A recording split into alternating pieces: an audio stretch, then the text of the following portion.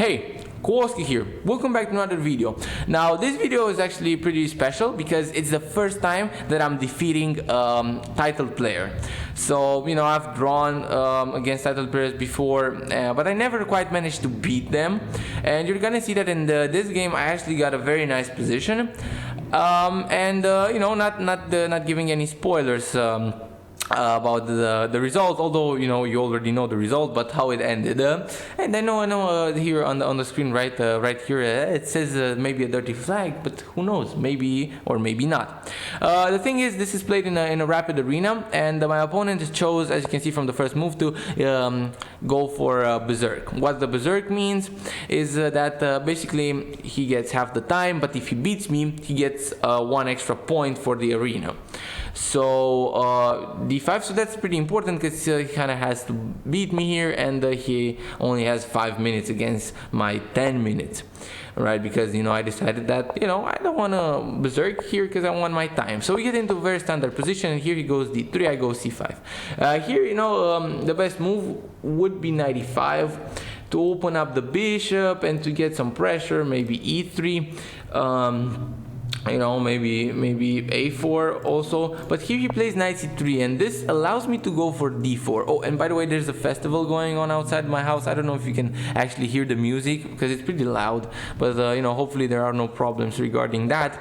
We have knight c3, which is an inaccuracy because this allows me to play d4 with tempo, and after d4 you cannot really go knight e4, maybe for a reroute, because here after takes, queen b6, you have a lot of weaknesses here on the king, and the thing is, you would have to go knight a4, and we all know that knights on the rim are dim, and although it's like not winning, it's only like minus 0.5, minus 0.6 maybe, but this is still pretty good for me. I mean, knight bd7 just guarding the pawn, and then this knight doesn't really do a lot of things. He's gonna have to reroute at some point. But okay, here I play knight c6 because I said okay, he cannot push d4 because if you push d4, just okay, if you allow this, just knight takes here, and this position is just very bad. Just knight e4, for example, with an attack on the queen, and you have to go back. Let's say, I don't even know, if you go queen d1, now just knight takes on c3, and let's say you go queen e3 to guard the knight, but still knight takes, and after b takes, you can play a move like bishop f5, and come on, like black is just simply dominating here. So here we have after knight c6, instead of that we have e4, the right move, and now d4, right, just closing, and now really white is hoping that his attack is gonna work, and for me to stop the attack I have to move e5. So that's why I try to prepare e5, but the better move would have been e5 right away. So here after e5, I said okay, if takes, then okay, maybe knight g4, but here something like bishop g5, and then like queen b6, and I got a little bit scared. But the thing is, you don't have to get scared, right? You're just gonna, let's say he comes in with another, you just win the pawn back, here you just win the pawn back, right? An even better move could be a move like knight e3 here in this position, for example, but just giving an example, maybe b3 to keep defending that. But okay, there's nothing to worry about. But with knight d7, the way I did it, trying to prepare e5, now I actually allow f5, because in the other variation, if we go back here, like for example, right after e5, if f5 is being played here, then after a move like knight g4, I'm actually threatening to win the pawn here. So like knight h4, for example, but now even a move like knight e3, and after we trade here is just an okay position for black, no worries. So after knight d7 he plays c4, and here after e5 he plays f5. But now the situation is a little bit different, and here I make a pretty big inaccuracy. I play knight e7, which kind of gives away the game, because now I just allow him to play g4 and just attack me very, very hard. I was thinking like, okay, he cannot go f6, and I'll reroute in the future queen c7. He doesn't have any threats, right? I was very relaxed here. I just actually, I just didn't evaluate it how I should have. And here he gets a pretty nice position, but here his attack is very nice, but I managed to find a way. I go g takes f5, and here he makes a mistake. He goes e takes f5 to keep this pawns, right, intact, right, marching forward. But here's the thinking with the g pawn. But taking with the g pawn is a little bit scary, because now you allow me to get my own counterplay on the g file. But you know, white's counterplay or white's attack is just much stronger simply.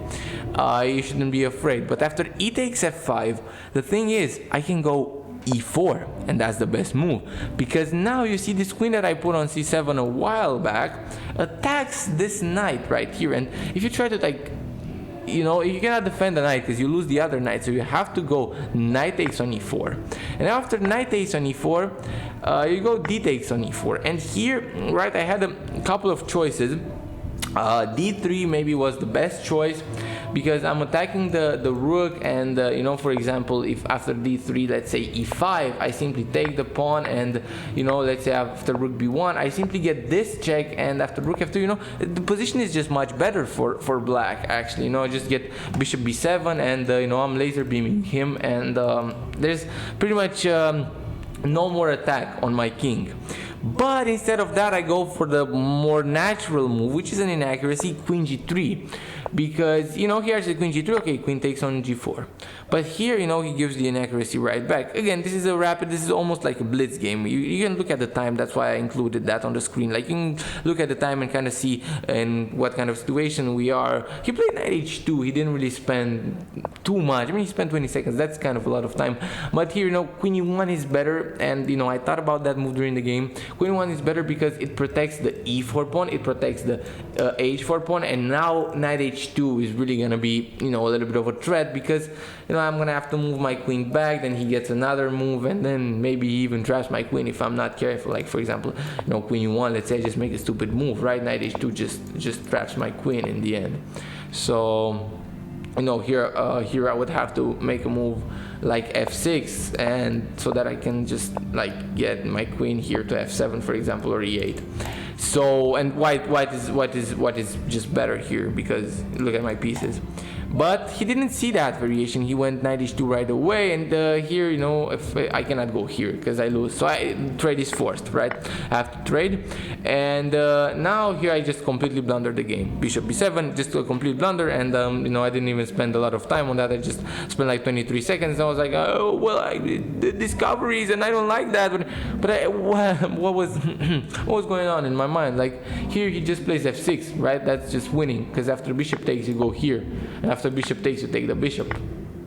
What? Like, it's just that simple. Like, okay, I can get a little bit of counterplay. Like, okay, you go back, and here, okay, oh, I can say that I can get this, but it's not working like that.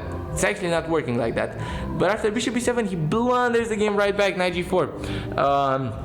He spends like 10 seconds on this move, right? And here just h5, best move, the only move to keep advantage. And after f6, actually takes, and black is doing fine. I mean, black is doing fine. Black's up a pawn, and a very strong pawn indeed. We have king h2, which kind of gives away the game. Rook h8 would have been a very clean attack on the pawn, and then f5. But okay, f5 right away is not that bad. But here, you know, after the bishop trade and just knight takes f5, I mean, black's position is just better. This bishop sucks. Okay, and he tries to develop it, but it sucks. Like, c takes on b5 would have been better to destabilize this pawn structure, but he goes here, and now b takes on c4 again to just isolate his pawn and then maybe try to win it. That would have been better. But I went for rook a to e8, and he went here, and now I just blundered the game again. Here the thing is, just b takes c4 again, right? Just b takes c4, and here, for example, you know, just king g6, like slowly marching, maybe prepare this, maybe not, you know, maybe attack the pawn, maybe, you know, rook a b1, let's say you try to infiltrate, okay, just king h5, attack the pawn, the king cannot defend the pawn, right? Let's say you try to defend the pawn, okay, now rook e2 check, and now you're lost. And that would have been true, but I'm playing knight e3 check, completely giving away the game. Because now here he can again go c takes on b5, followed by rook ac1, just attacking the pawn, and then, you know, all rook endgames are drawn. That's what a lot of grandmasters say, and it's true. But king g3 gives away the game again. Why?